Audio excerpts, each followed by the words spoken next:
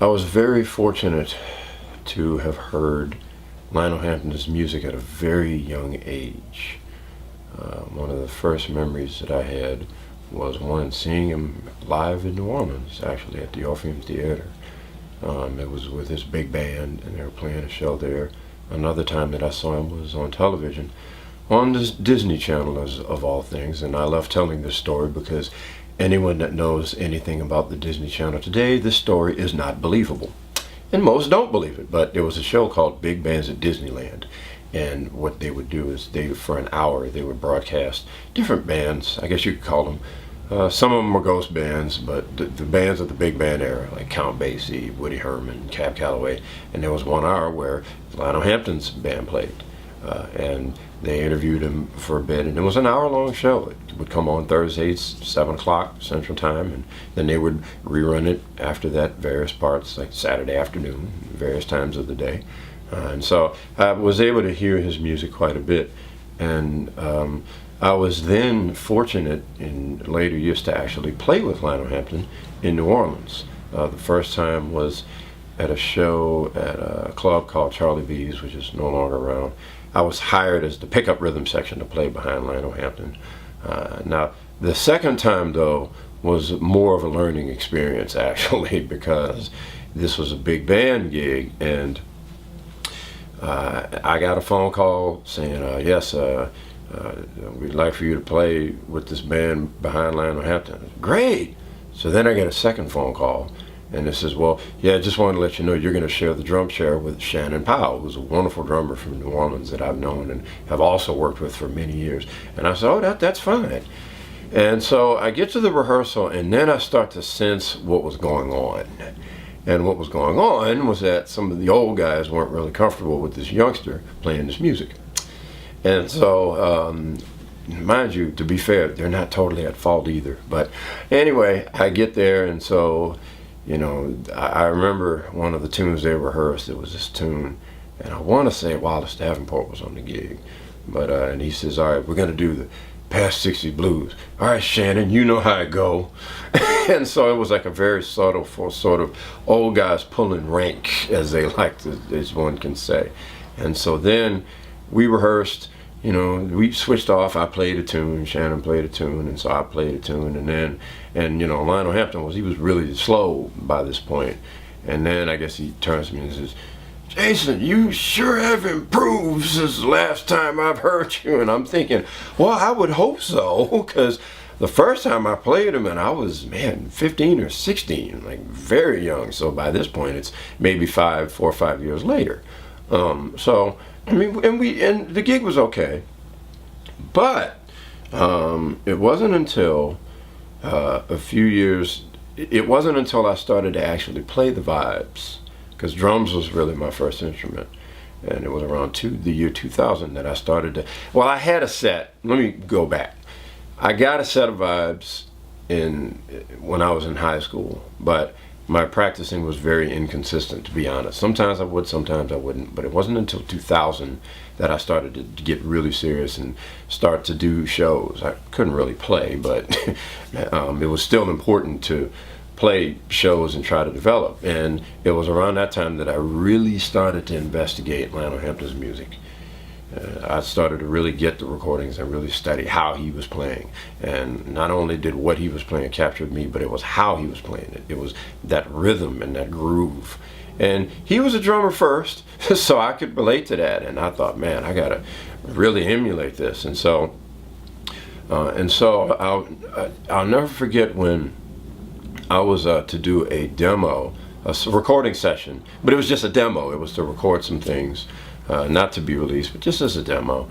And I was doing a gig at a place in New Orleans, and I think it was Dos Jefes Uptown Cigar Bar. And so there was a gentleman, I didn't know who it was, but a guy came up to me and I guess he liked what I was doing. And then he asked me, hey man, does Lionel Hampton know you're playing the vibes?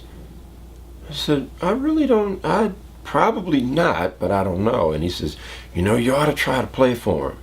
You know, let him know that you're doing this. I was like, man, I was like, I don't know how, but you have a point. You know, it may be good for him to know that I'm playing this instrument. And so the demo session was 2 days later.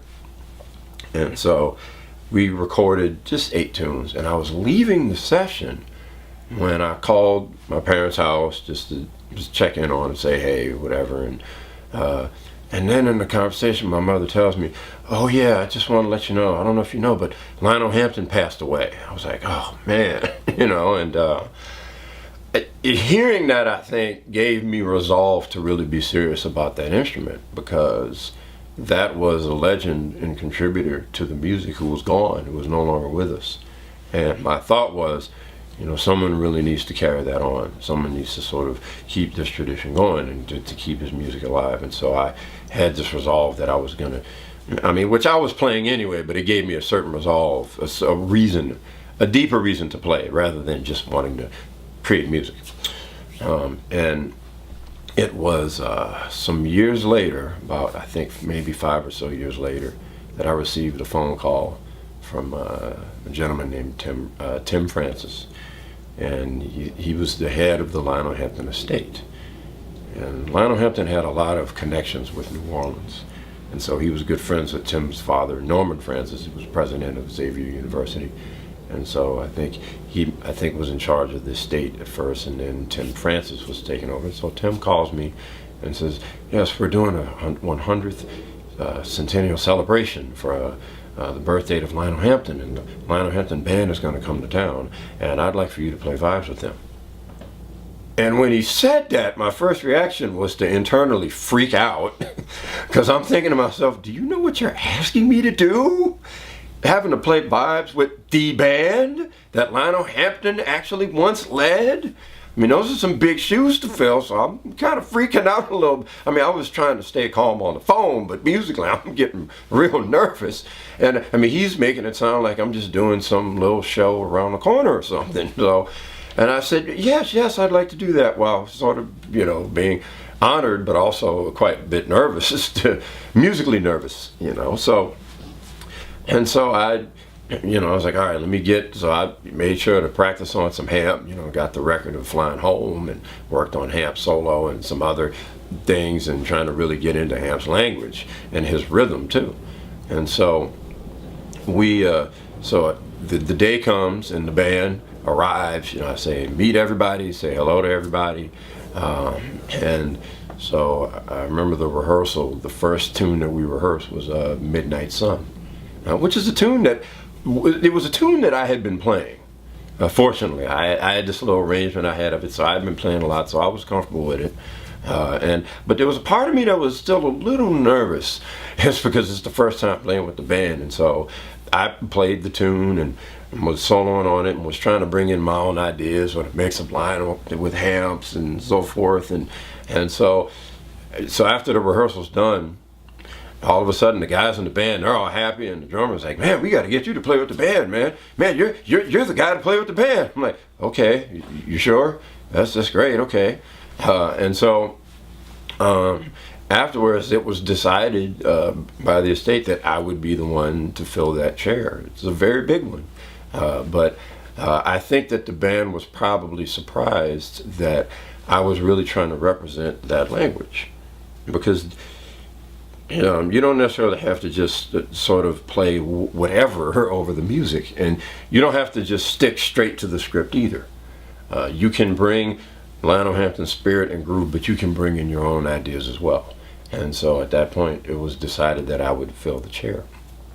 And so now we've started to do more shows as of late, and so that brings us here to the Louis Armstrong house. And I just wanted to say that it is an honor for me to be here, because Louis Armstrong has been a very important, he's really, honestly, he's the one that really started all of this.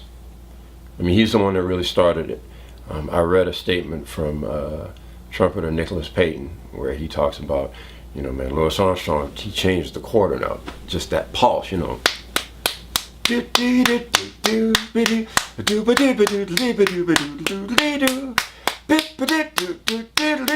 know, just that pulse, and you hear that pulse in everything, in every kind of music. You hear it in every kind of music. And so I think that it's just an honor to be here, to be at this place, and also we're in his den. And the den was fascinating for me. because I walk in and I see these reel-to-reels, and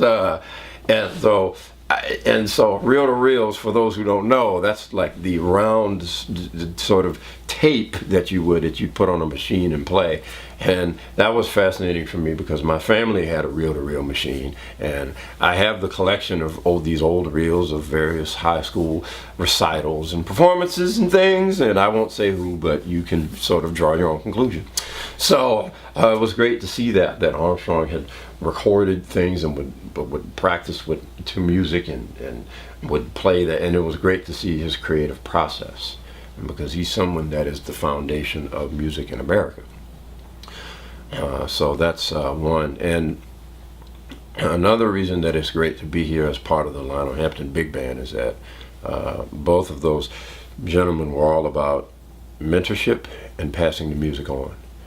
And Lionel Hampton really learned from Louis Armstrong, and Louis Armstrong was really responsible for Lionel Hampton to play the vibes. They were doing a session and Lionel was playing drums, and there was a vibraphone that was in the corner of the room. And I think Pop said, "Hey man, let's check out that instrument over there." And so, you know, so they did Lionel Hampton played a few notes on the intro to Memories of You, and the rest is history. And so, I mean, you know, it just went from there. And I think with Lionel Hampton, he was able to have a band for many, many years and have so many musicians come through and so many musicians play the music, and where he was able to pass the music on to different generations. And so I think that that's very crucial for the music to be alive, and also for, I think, music to be on a very high level, and to bring that high level to people, to inspire them to maybe do better, and to live up to a great example. Because one thing that I can also say is that the foundation of this music is blues, and another foundation of the music is swing. Now, you know, it is true that there's a lot that you can bring into this music. There's a lot of elements, but those two are the most important, and that's the foundation. And due to how times change and different circumstances, unfortunately, those elements are being taken for granted now, because you have those who maybe teach what I like to call the rules of jazz. Here's how to construct a scale. This is how to play over this chord. Here's the notes that work on this chord. Here's the, you know, it's not about playing for people, or let's learn this tune, or let's learn this ballad and let's try to play this well, and let's try to move the audience to either love the music or have them, maybe they want to dance or something of that nature. And so I think that element gets taken for granted, and I think it is very important to teach the next generation about blues and about swing and about playing backbeats, playing shuffles, playing swing. It's very important for them, because once you learn that, you can go anywhere that you want in the music.